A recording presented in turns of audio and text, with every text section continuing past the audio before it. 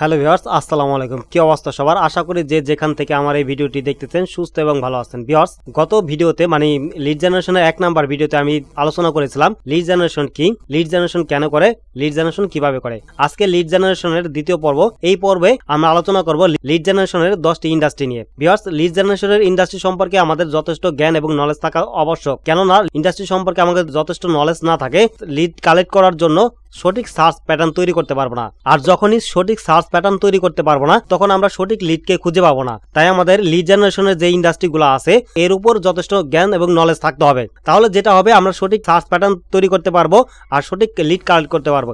এবার আসুন যে সার্চ প্যাটার্নটা কি। আসলে সার্চ প্যাটার্ন হলো আমরা বিভিন্ন সার্চ ইঞ্জিনে লিড কালেক্ট করার জন্য যে পদ্ধতি ব্যবহার করে থাকি, যে সমস্ত বিষয় লিখে লিখে খুঁজে বের করি, এই লেখার যে কলা কৌশলগুলা এগুলাকেই মূলত বলা হয় সার্চ প্যাটার্ন। তো আজকের ভিডিওটা আমি সাজিয়েছি লিড জেনারেশনের 10টি ইন্ডাস্ট্রি নিয়ে, বিশেষ 10টি ইন্ডাস্ট্রি নিয়ে, যে ইন্ডাস্ট্রি লিড জেনারেশনের কাজে বারংবার আসে। তাহলে চলুন মূল ভিডিও শুরু করা যাক। 1 নম্বরে আমাদের যে ইন্ডাস্ট্রিটা আছে সেটা হচ্ছে এডুকেশন ইন্ডাস্ট্রি। এডুকেশন ইন্ডাস্ট্রির মধ্যে অনেক প্রতিষ্ঠান পড়ে, যেমন জেনারেল শিক্ষা প্রতিষ্ঠান, কারিগরি শিক্ষা প্রতিষ্ঠান, ভার্চুয়াল শিক্ষা প্রতিষ্ঠান, অনলাইন শিক্ষা প্রতিষ্ঠান। মানে আপনি যেখান থেকে কোনো কিছু শিখেন এরকম শিক্ষা প্রতিষ্ঠানগুলি হচ্ছে এডুকেশন ইন্ডাস্ট্রির অন্তর্ভুক্ত। ধরুন যে আপনি 1 থেকে 10 পর্যন্ত কোনো একটি স্কুলে পড়লেন, সেটাও যেমন এডুকেশন ইন্ডাস্ট্রির অন্তর্ভুক্ত, তেমনি করে আপনি যদি অনলাইনে কোনো কোর্স করেন, যেমন ফ্রিল্যান্সিং কোর্স হতে পারে, ডিজিটাল মার্কেটিং কোর্স হতে পারে, এগুলো এডুকেশন ইন্ডাস্ট্রির অন্তর্ভুক্ত। এবার আসুন এডুকেশন ইন্ডাস্ট্রিতে লিড জেনারেশনের ভূমিকা কতটুকু। ভিউয়ার্স, এডুকেশন ইন্ডাস্ট্রিতে লিড জেনারেশনের ভূমিকা অপরিসীম। কেননা আপনার বিভিন্ন শিক্ষা প্রতিষ্ঠান হোক, সেটা যেমনই শিক্ষা প্রতিষ্ঠান হোক, ভার্চুয়াল অথবা অনলাইন অথবা জেনারেল শিক্ষা প্রতিষ্ঠান, যাই হোক না কেন, কারিগরি শিক্ষা প্রতিষ্ঠান, প্রত্যেকটা শিক্ষা প্রতিষ্ঠানে কিন্তু বিজ্ঞাপন দেয়। আর এই বিজ্ঞাপনগুলো পূর্বে দেওয়া হতো ফেস্টুন, ব্যানার, পোস্টার, রিপ্লেট ছাপিয়ে। কিন্তু বর্তমানে যারা স্মার্ট বা যারা স্মার্ট মার্কেটার তারা কি করে, একজন লিড জেনারেটর হায়ার করে, লিড জেনারেটর হায়ার করে বিভিন্ন লিড কালেক্ট করে তারপর তারা বিজ্ঞাপন দেয়। এতে করে তাদের অর্থ সাশ্রয় হয়, তেমনি সময় বাঁচে এবং তারা তাদের বিজ্ঞাপনটি সঠিক ব্যক্তির কাছে পৌঁছে দিতে পারে। আশা করি এডুকেশন ইন্ডাস্ট্রিতে লিড জেনারেশনের ভূমিকা কতটুকু বুঝতে পেরেছেন। ভিউয়ার্স, আমাদের 2 নম্বরে যে ইন্ডাস্ট্রিটা রয়েছে সেটি হচ্ছে বীমা বা ইন্স্যুরেন্স ইন্ডাস্ট্রি। এবার আসুন বীমা বা ইন্স্যুরেন্সটা আসলে কি। বীমা বা ইন্স্যুরেন্স হলো দুটি পক্ষের মধ্যে একটি পক্ষ অর্থের বিনিময়ে আরেকটি পক্ষের ঝুঁকি গ্রহণ করাকে বীমা বলে। বুঝিয়ে বলি, ধরুন যে আপনি একজন বিজনেসম্যান, আপনি কি করলেন, একটা বীমা প্রতিষ্ঠানে গেলেন এবং সেখানে আপনার বিজনেসের জন্য বীমা করলেন। বীমা কোম্পানি কি করব, যে আপনার মান্থলি একটি চার্জ করব। ধরুন যে 1000 টাকা চার্জ করলো, যে আপনি প্রতি মাসে আপনি বীমা কোম্পানিকে 1000 টাকা প্রদান করবেন। বিনিময়ে আপনার ব্যবসা যদি কখনো ক্ষতিগ্রস্ত হয় কোনো কারণে, তাহলে সেই ক্ষতি বীমা কোম্পানি পুষিয়ে দিব। এই যে সামান্য কিছু অর্থের বিনিময়ে ঝুঁকি গ্রহণ করলো, এক পক্ষ আর এক পক্ষের ঝুঁকি গ্রহণ করলো, এটাই হচ্ছে মূলত বীমা। এবার আসুন যে বীমা কোম্পানির সাথে লিড জেনারেশনের কি সম্পর্ক।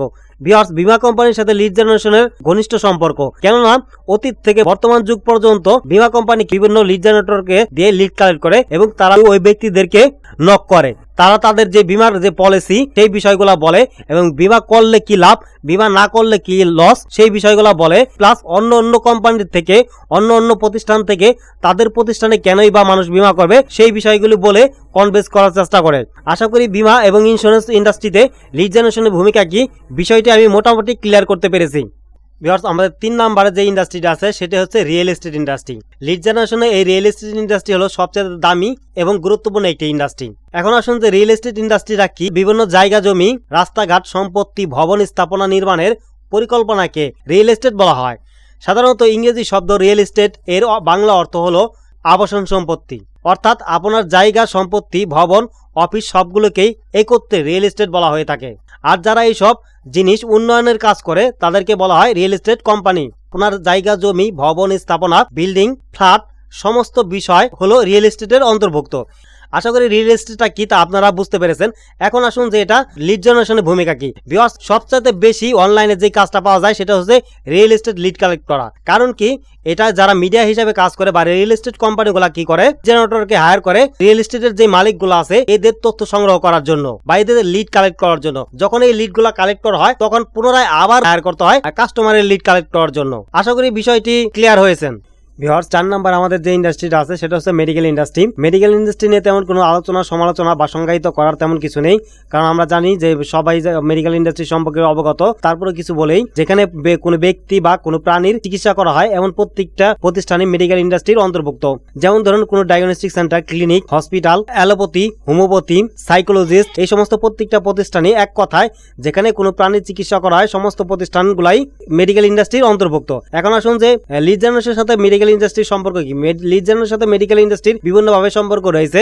যেমন একজন ডাক্তার বিভিন্ন সময় নানান প্রকারের ডাক্তারের সাথে পরামর্শ করা প্রয়োজন পড়ে, আলোচনা করা প্রয়োজন পড়ে। সেক্ষেত্রে একজন ডাক্তার কি করে, অন্য একজন ডাক্তারের তথ্য চায়। আবার একজন স্টুডেন্ট ডাক্তার যে কেবলমাত্র সবেমাত্র পাশ করেছে, সে বিভিন্ন মেডিকেলের বা বিভিন্ন ক্লিনিকের তথ্য চায় বা লিডগুলা চেয়ে থাকে।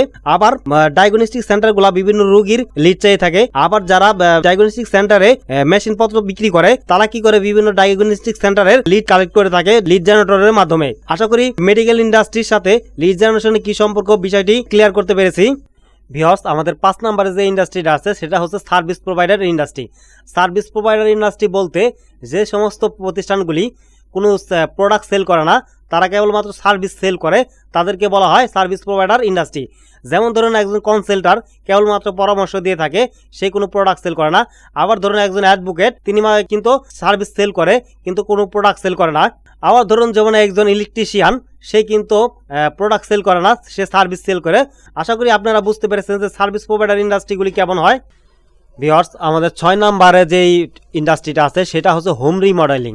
হোম রিমডেলিং হলো একটি প্রক্রিয়া যা করে ঘর বা আবাসিক বা ব্যবসায়িক স্থানগুলি পুনর্নির্মাণ করা হয়। অর্থাৎ আপনার যে বাসাটা আছে বা আবাসনটা আছে সেটা অথবা আপনার ব্যবসায়িক প্রতিষ্ঠানকে পুনর্নির্মাণ করে পরিপাটি বা সুন্দর করাকে বলা হয় হোম রিমডেলিং। উদাহরণস্বরূপ, হোম রিমডেলিং করে আপনি নতুন ক্যাবিনেট সংযোজন করতে পারেন, বা আপনার রান্নাঘরের আকার পরিবর্তন করতে পারেন, আপনি নতুন বাথরুম সংযোজন করতে পারেন, বা পুরাতন বাথরুমের উন্নয়ন করতে পারেন। সেই সাথে হোম রিমডেলিং করে স্বচ্ছ ও সুস্থ জীবনযাপনের পরিবেশ সৃষ্টি করা যেতে পারে।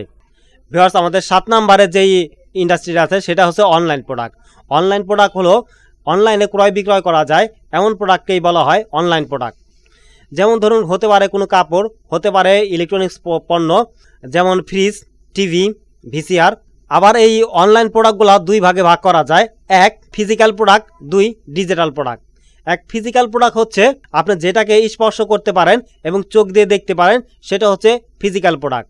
আর ডিজিটাল প্রোডাক্ট হচ্ছে যেটা আপনি চোখ দিয়ে দেখতে পারেন কিন্তু স্পর্শ করতে পারেন না, সেটা হচ্ছে ডিজিটাল প্রোডাক্ট। আশা করি ফিজিক্যাল প্রোডাক্ট, ডিজিটাল প্রোডাক্ট এবং টোটাল অনলাইন প্রসেস, অনলাইন প্রোডাক্টটা কি বা কেমন আপনারা বুঝতে পেরেছেন। ভিউয়ার্স, আমাদের 8 নাম্বার আছে প্লাম্বিং ইন্ডাস্ট্রি, 9 নাম্বার আছে অনলাইন মার্কেটিং ইন্ডাস্ট্রি, 10 নম্বর আছে ম্যাচ মেকিং ইন্ডাস্ট্রি। ভিউয়ার্স, আমাদের এই 10টি ইন্ডাস্ট্রি কিন্তু কমপ্লিট। মানে আমরা 10টি ইন্ডাস্ট্রির নাম জানার কথা ছিল, আজকে নামগুলো জানলাম। পরের 3টি আমি শর্ট বলে দিলাম এই কারণে যে এই 3টিকে সংজ্ঞায়িত করে আর ভিডিওটি দীর্ঘায়িত করব না, কারণ আমরা যখন প্র্যাকটিক্যালি কাজ করব তখন এইগুলো সম্পর্কে আরও বিস্তারিত জানবো ভালোভাবে। যখন আমরা কাজে চলে যাব তখন আমরা এর চেয়ে বেটারভাবে জানবো এবং শিখবো। তো ভিউয়ার্স, ভিডিওটি এখানেই শেষ করব। ভিডিওটি যদি ভালো লাগে তাহলে অবশ্যই ভিডিওতে একটি লাইক দেবেন, আর ভিডিওর কোনো অংশ যদি বুঝতে না পারেন তাহলে ভিডিওর কমেন্ট বক্সে কমেন্ট করবেন, অথবা আমার কাছে যদি কোনো কিছু জানার থাকে তাহলে অবশ্যই ভিডিওর কমেন্ট বক্সে কমেন্ট করে আমাকে জানাবেন। আর ভিউয়ার্স, আপনি যদি লিড জেনারেশনের সম্পূর্ণ কাজটি শিখতে চান তাহলে অবশ্যই আমার এই চ্যানেলটিকে সাবস্ক্রাইব করে রাখবেন। কথা হবে অন্য কোনো টিউটোরিয়ালে, অন্য কোনো ভিডিওতে। সে পর্যন্ত ভালো থাকুন, সুস্থ থাকুন, আল্লাহ হাফেজ।